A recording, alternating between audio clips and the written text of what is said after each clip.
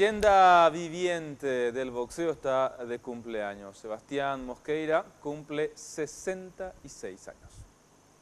Los años no vienen solos, reza un conocido refrán. Pero para el exboxeador y varias veces campeón sudamericano Sebastián Mosqueira, esto no es necesariamente cierto, ya que afirma que un entrenamiento constante y comida saludable puede ayudarte a mejorar tu salud a través del tiempo. Hoy, a pesar de cumplir 66 años, es capaz de retar a sus alumnos más jóvenes a una carrera.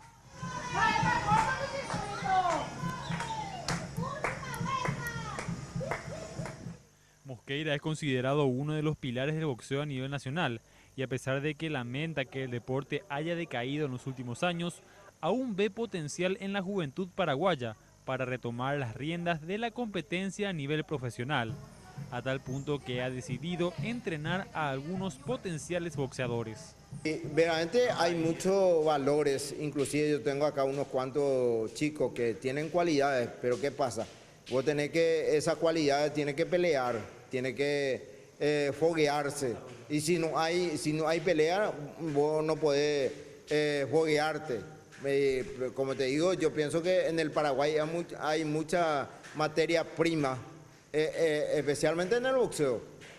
El entrenador afirmó que su principal ejercicio es el de saltar la cuerda, una actividad que prácticamente no cuesta dinero, se puede hacer en cualquier lugar y ejercita todos los músculos del cuerpo.